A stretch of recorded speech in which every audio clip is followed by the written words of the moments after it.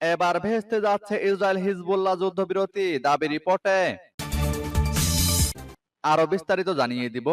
এদিকে যুদ্ধবিরতির মধ্যেও ইসরায়েল হিজবুল্লাহ পাল্টাপাল্টি হামলা, লেবাননে নিহত অন্তত 11 জন। এবার ইউক্রেনের আরো 2টি অঞ্চল দখলে নিল রাশিয়া। এদিকে পাল্টা আক্রমণ শুরু করেছে সিরিয়ার সরকারি বাহিনী। আরো জানিয়ে দিব, এবার আরো নতুন 7টি মামলায় গ্রেপ্তার ইমরান খান। এদিকে দখলের নেশায় সিরিয়াকে অস্থিতিশীল করেছে ইসরায়েল, দাবি ইরানের। এবার সিরিয়ায় হামলা চালানো বিদ্রোহীদের প্রশিক্ষণ দিচ্ছে ইউক্রেনের গোয়েন্দা সংস্থা, দাবি রিপোর্টে। এবং সর্বশেষে জানিয়ে দিব, এদিকে হামাসকে ভয়াবহ পরিণতির হুঁশিয়ারি ট্রাম্পের। শুনছিলেন সংবাদ শিরোনাম, এখন বিস্তারিত। তবে তার আগে অনুরোধ থাকবে এই ভিডিওতে একটি লাইক দিন এবং কমেন্টস করে জানিয়ে দিন আপনি কোন জেলা থেকে বা কোথায় থেকে আমাদের সাথে যুক্ত রয়েছেন। এবং সংবাদের সর্বশেষ গুরুত্বপূর্ণ আপডেট পেতে চ্যানেলটি সাবস্ক্রাইব করে আমাদের সঙ্গেই থাকুন। এবার ভেস্তে যাচ্ছে ইসরায়েল হিজবুল্লাহ যুদ্ধবিরতি চুক্তি স্বাক্ষরের পর 1 সপ্তাহ না যেতেই আবারও লেবাননে হামলা চালিয়েছে ইসরায়েল। সোমবার সন্ধ্যায় লেবাননের দক্ষিণাঞ্চলে 2টি গ্রামে চালানো এই হামলায় অন্তত 9 জন নিহত হয়েছে বলে জানিয়েছে দেশটির স্বাস্থ্য মন্ত্রণালয়। তবে ইসরায়েলের প্রতিরক্ষা বাহিনী অভিযোগ করেছে, যুদ্ধবিরতি চুক্তি লঙ্ঘন করে হিজবুল্লাহ প্রথম ইসরায়েলি সেনা চৌকি লক্ষ্য করে হামলা চালিয়েছে। ওই হামলার জবাব হিসেবে সশস্ত্র গোষ্ঠীটির কিছু অবকাঠামোকে লক্ষ্য করে পাল্টা হামলা চালানো হয়েছে বলে জানিয়েছে তারা। যুদ্ধবিরতির চুক্তি কার্যকর রাখতেই এটি করতে হয়েছে বলে দাবি করেছেন আইডিএফ কর্মকর্তারা। হিজবুল্লাহর পক্ষ থেকে অবশ্য ইসরায়েলের এমন অভিযোগ অস্বীকার করা হয়েছে। তারা বলেছে, আবারও লেবাননে হামলা চালানোর মাধ্যমেই ইসরায়েলি প্রথম যুদ্ধবিরতি চুক্তি লঙ্ঘন করেছে। ওই হামলায় যে প্রাণহানি ও ক্ষয়ক্ষতি হয়েছে সেটির জবাবে প্রতিরক্ষামূলক সতর্কতা হিসেবেই ইসরায়েলি একটি সেনা চৌকি লক্ষ্য করে মর্টার হামলা চালানো হয়েছে বলে জানিয়েছে হিজবুল্লাহ। ইসরায়েলের মাউন্ট ডোভ এলাকায় চালানো হিজবুল্লাহর ওই হামলায় যদিও কোনো হতাহতের ঘটনা ঘটেনি বলে জানিয়েছে ইসরায়েলের প্রতিরক্ষা বাহিনী। এদিকে যুদ্ধবিরতির মধ্যেও ইসরায়েল হিজবুল্লাহ পাল্টাপাল্টি হামলা, লেবাননে নিহত অন্তত 11 জন। সংঘাত থামতে না থামতেই আবারও বাজছে যুদ্ধের দামামা। যুদ্ধবিরতি কার্যকরের কয়েকদিনের মাথায় আবারও সংঘর্ষে জড়িয়েছে ইসরায়েল ও হিজবুল্লাহ। সংবাদ মাধ্যম আল জাজিরা জানিয়েছে, সোমবার যুদ্ধবিরতি লঙ্ঘন করে লেবাননের দক্ষিণ অঞ্চলে ইসরায়েল বিমান হামলা চালায়। এতে অন্তত 2 জন নিহত হন। পরে ইসরায়েলি সামরিক বাহিনীর অবস্থান লক্ষ্য করে সতর্কীকরণ গুলি ছোড়ে হিজবুল্লাহ। এরপর লেবাননের একাধিক জায়গায় বিমান হামলা চালায় নেতানিয়াহু বাহিনী। এ সময় আরো 9 জন লেবানিজ নিহত হন। আহত হয়েছেন আরো কয়েকজন। গেল বুধবার যুদ্ধবিরতি কার্যকরের পরও লেবাননে বেশ কয়েকবার হামলা চালায় ইসরায়েল। এতে হতাহত হন অনেকেই। এই হামলা চুক্তি লঙ্ঘন দাবি করে সোমবার সতর্কীকরণ গুলি চালায় হিজবুল্লাহ। আর এই ঘটনায় আগুনে ঘি ঢালার কাজ করেছে। হিজবুল্লাহর গুলির পাল্টা জবাব দিতে লেবাননে লাগাতার হামলা চালায় ইসরায়েলি সামরিক বাহিনী। আল জাজিরা বলছে, লেবাননের দক্ষিণ অঞ্চলের বুরগাজ এলাকায় ও ইয়ারুন শহরের উপকণ্ঠে যুদ্ধ বিমান থেকে লাগাতার বোমা বর্ষণ করেছে ইসরায়েল। এবার ইউক্রেনের আরো 2টি অঞ্চল দখলে নিল রাশিয়া। ইউক্রেনের দনেৎস্কের আরো 2টি অঞ্চল দখলে নিয়েছে রুশ বাহিনী। নিয়ন্ত্রণে নিয়েছে পূর্বাঞ্চলীয় পেট্রিভোকা ও ইলিনকা বসতি। রোববার রুশ প্রতিরক্ষা মন্ত্রণালয় জানিয়েছে এ তথ্য। এর আগে ইউক্রেনের পোকরোভস্কে 22 দফায় হামলা চালায় মস্কো। দিনিপ্রো পেট্রোভস্কে রাশিয়ার মিসাইল হামলায় প্রাণ গেছে অন্তত 4 জনের। আহত হয়েছেন বেশ কয়েকজন। ক্ষতিগ্রস্ত কয়েকটি আবাসিক ভবন, খার্কিভ, আবদিবোকা, জাপোরিজিয়া এবং খেরসনেও চলে অভিযান। একই দিন রাশিয়ার বিভিন্ন স্থান লক্ষ্য করে ড্রোন হামলা চালায় ইউক্রেন। রুশ বিমান প্রতিরক্ষা মন্ত্রণালয় থেকে দাবি করা হয়েছে, আকাশ প্রতিরক্ষা ব্যবস্থা দিয়ে ভূপাতিত করা হয়েছে অর্ধশতাধিক ড্রোন। শতাধিক ফ্রন্টলাইনেও তুমুল সংঘর্ষে জড়ায় দুই বাহিনী। এদিকে পাল্টা আক্রমণ শুরু করেছে সিরিয়ার সরকারি বাহিনী।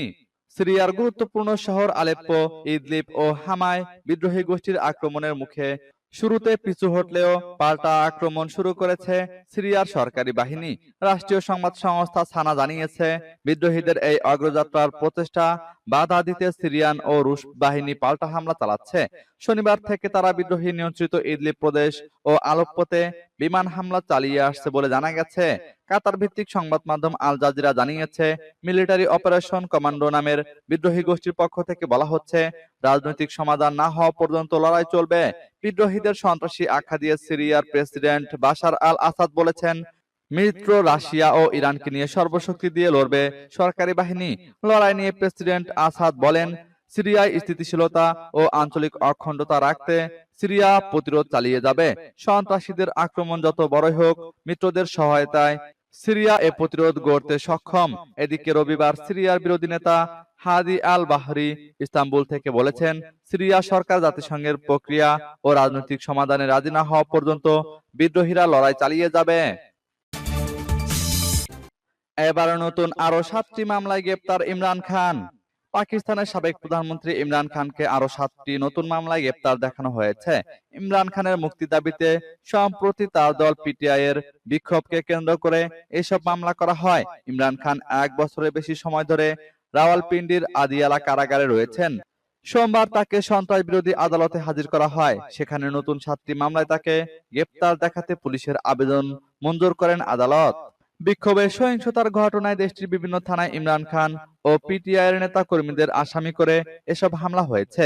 গত নভেম্বরে পিটিআই এর বিক্ষোভে সহিংসতায় পাকিস্তানের আধা সামরিক বাহিনী রেঞ্জার্সের 3 সদস্য নিহত হন। গত 28শে সেপ্টেম্বর পিটিআই এর বিক্ষোভের ঘটনায় পৃথক এক মামলায় 6 দিনের রিমান্ড শেষে গতকাল ইমরান খানকে বিশেষ এই আদালতে হাজির করা হয়েছিল। এদিকে দখলের নেশায় সিরিয়াকে অস্থিতিশীল করেছে ইসরায়েল, দাবি ইরানের। আলেপ্পোর নিয়ন্ত্রণ এইচটিএস বিদ্রোহীদের হাতে যাওয়ার পর থেকেই উত্তাল সিরিয়ার পরিস্থিতি। সশস্ত্র গোষ্ঠীগুলোকে ঠেকাতে মরিয়া সিরিয়ার সরকারি বাহিনী।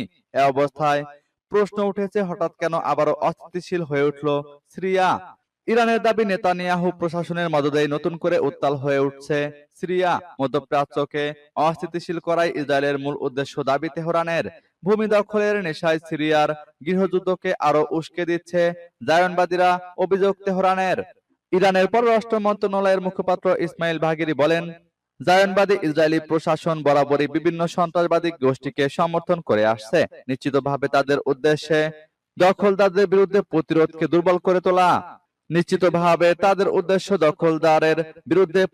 দুর্বল করে তোলা। বিভিন্ন ইসলামী গ্রুপকে ব্যবহার করে পুরো মধ্যপ্রাচ্যের নিরাপত্তায় বিঘ্ন সৃষ্টি নেতানিয়াহু প্রশাসনের বহু পুরনো চক্রান্ত। সন্ত্রাসবাদীদের পুনরুত্থান ঠেকাতে পুরো মধ্যপ্রাচ্যে এক হয়ে কাজ করবে, এমন আশা প্রকাশও করেছে ইরান। এবার সিরিয়ায় হামলা চালানো বিদ্রোহীদের প্রশিক্ষণ দিচ্ছে ইউক্রেনের গোয়েন্দা সংস্থা, দাবি রিপোর্টে। সম্প্রতি সিরিয়ার উত্তর অঞ্চলীয় আলেপ্পো শহরে হামলাকারী কয়েকটি গোষ্ঠীকে ইউক্রেনের সামরিক গোয়েন্দা সংস্থার বিশেষ বাহিনী ইউনিট থেকে প্রশিক্ষণ দেওয়া হয়েছে। রোববার প্রকাশিত এক নিবন্ধে এমন চাঞ্চল্যকর দাবি করেছে কিয়েভ পোস্ট। প্রতিবেদন অনুসারে সিরিয়ার সরকারের নিয়ন্ত্রণের বাইরে থাকা ইদলিব প্রদেশ ভিত্তিক কিছু গোষ্ঠীকে অপারেশনাল প্রশিক্ষণ সরবরাহ করে ইউক্রেনীয় বিশেষ সামরিক ইউনিট খিমিক গ্রুপ।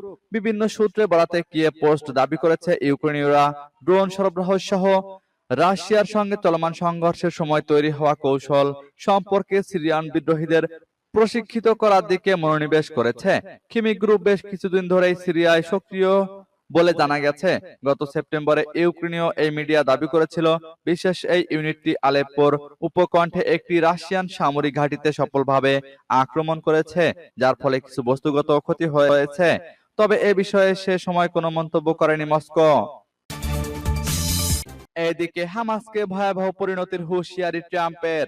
ফিলিস্তিনের স্বাধীনতাকামী সশস্ত্র সংগঠন হামাসকে করা হুঁশিয়ার বার্তা দিলেন যুক্তরাষ্ট্রের নবনির্বাচিত প্রেসিডেন্ট ডোনাল্ড ট্রাম্প। তিনি বলেছেন, দায়িত্ব গ্রহণের আগে জিম্মিদের মুক্তি দেওয়া না হলে গুরুতর সমস্যা হবে। খবর রয়টার্সের। গত 5ই নভেম্বরে মার্কিন নির্বাচনে ভূমিধস জয় পান রিপাবলিকান প্রার্থী ডোনাল্ড ট্রাম্প। আগামী 20 জানুয়ারি ট্রাম্প প্রেসিডেন্ট হিসেবে দায়িত্ব গ্রহণ করবেন। তার আগেই হামাসকে কড়া বার্তা দিলেন তিনি। সোমবার ট্রাম্প নিজের ট্রুথ সোশ্যালে দেওয়া এক পোস্টে লিখেন, শপথ নেওয়ার আগেই যদি গাজায় জিম্মিদের মুক্ত করে দেওয়া না হয়, তাহলে মধ্যপ্রাচ্যে মানবতার বিরুদ্ধে এমন নৃশংসতার জন্য দায়ীদের ভয়াবহ সমস্যা হবে। গত বছরের 7 অক্টোবর গাজা থেকে ইসরায়েলে ব্যাপক হামলা চালায় হামাস। সেই সঙ্গে হামাসের যোদ্ধারা ইসরায়েলি ভূখণ্ড অতিক্রম করে দেশটিতে তাণ্ডব চালায়। এতে অন্তত 1200 জন নিহত হয়েছে। এছাড়া সেই সময় 250 জনকে জিম্মি করে হামাসের যোদ্ধারা। জিম্মিদের মধ্যে ইতোমধ্যে কয়েকজন মারা গেছেন এবং বেশ কয়েকজনকে মুক্তি দিয়েছে হামাস। তবে এখন হামাসের হাতে 97 জন জিম্মি আছে। রয়টার্সের প্রতিবেদনে বলা হয়েছে, নতুন প্রেসিডেন্ট হিসেবে শপথ নেওয়ার আগেই জিম্মিদের মুক্তি চান ট্রাম্প।